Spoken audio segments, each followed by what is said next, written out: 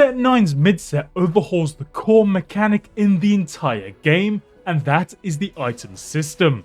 There's new support items, there's new artifacts, formerly known as Orn items, and even the core item system is now vastly different with 6 completely new and unique items. These new items fundamentally revolutionize the item system you've gotten used to, and these changes completely reform how you play around items. But of course, there's always a catch, and in this case, that catch is some items that are still or will be problematic.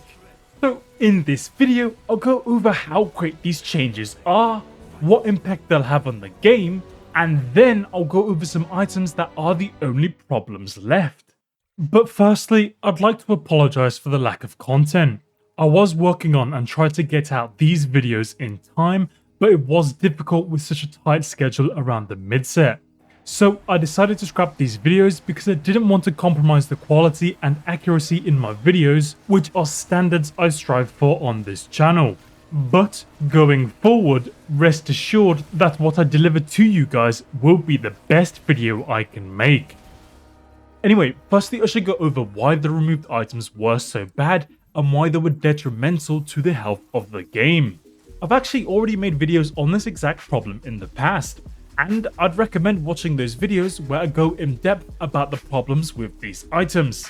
But in the more recent video, I stated that the main issues with these items were how powerful they can get when they're stacked, and secondly, how useless these items were in the early game, but late game are the best items in the game. Which consequently meant that these items were never built in the early game as they didn't provide much power to your board, could sabotage your overall board itemization, and both of these together meant your board would be substantially weaker than others in your lobby, which would not have been the case if you just didn't make the item in the first place and waited for more components. But in the late game, these items were always sought after due to their extreme power and value, as you could further buff your fully itemized carry or interfere with the enemy board with CC. These items were just far too risky to utilize early game, but late game they were way too valuable. Now, going back to the much older video, back in set 8, glaring problems I noticed with the item system were the recipes themselves and the first carousel. These recipes were flawed, which was partially due to the varying value of these items at different points of the game.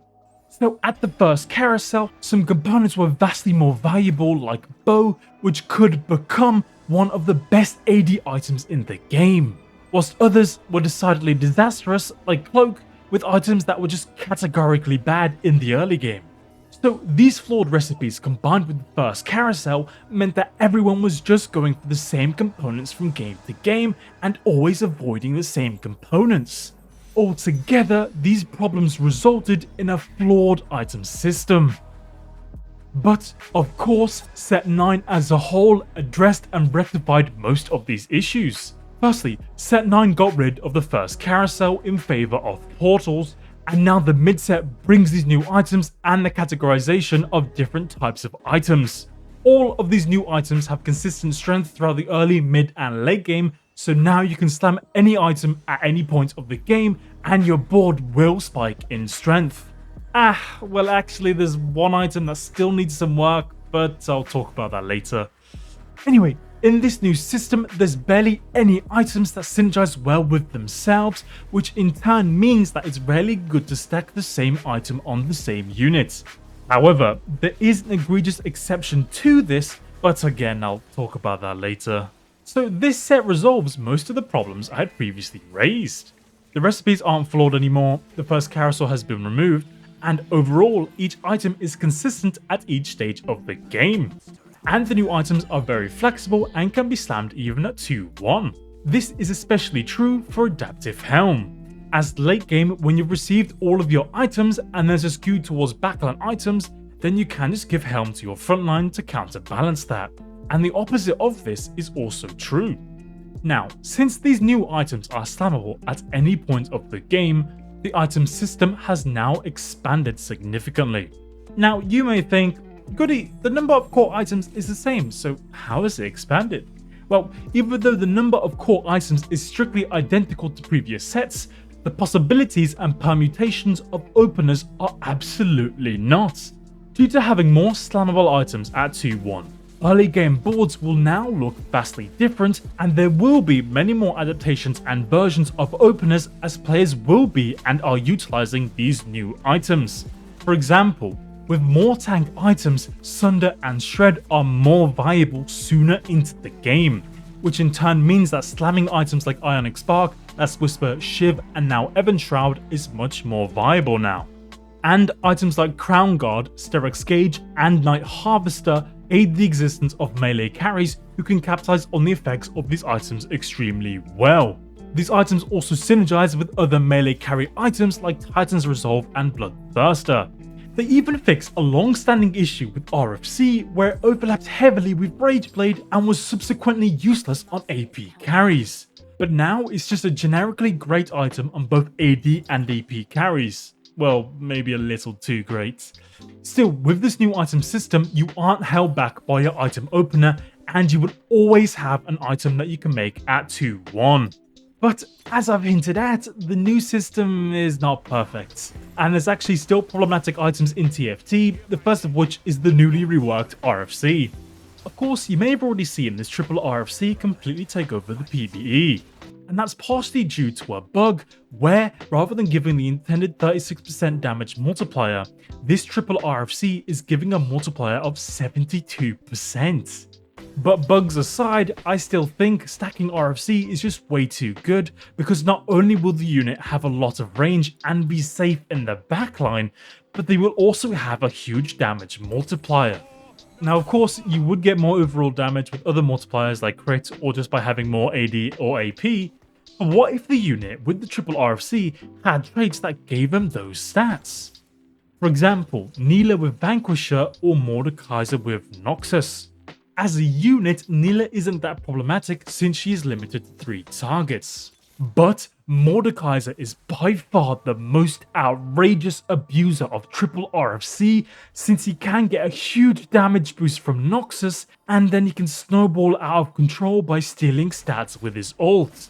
And this combo can get even more disgusting if you get scoped weapons, because you can drop an RFC for a jeweled gauntlet which drastically amplifies his damage. I think that RFC stacking will undeniably persist to be problematic both in this set and beyond, but I'm concerned if they nerf the item would repeat the issues with Locket where it was excessively nerfed due to the stacking on Bastions. Honestly, the best and easiest solution may just be to make RFC unique, thus non-stackable. But a minor nerf to the damage amp to say 10% could be more than enough. I'm not sure, so let me know what you think the best solution is. Anyway, the second problematic item is Quicksilver. I've actually already ranted about this item in the same Set 8 video, and those sentiments still ring true to this day. Of course, go in more depth in that rant, but briefly, Quicksilver's usefulness is very set dependent. If a set has less CC, then Quicksilver equally has less value. And if CC is prevalent on late game units, which it usually is, then Quicksilver's usefulness is heavily weighted towards the late game, which consequently means that you can't really slam Quicksilver at 2-1. Also, if you're in the late game and you run into a lot of CC, how are you supposed to give CC immunity to a unit that already has 3 items? But of course, Quicksilver is necessary in TFT for melee carries, as their short range makes them much more vulnerable to chain CC, which can render them useless. If Quicksilver was removed, then that would mean you would never see any melee carries and ranged carries would take over the game. So even though I'm of the opinion that Banshee's Claw should have stayed over Quicksilver, I do understand why Quicksilver remains. But overall, the problems with Quicksilver can be resolved in the future, but I believe Riot really need to address this issue with RFC, as it's just not healthy for the game.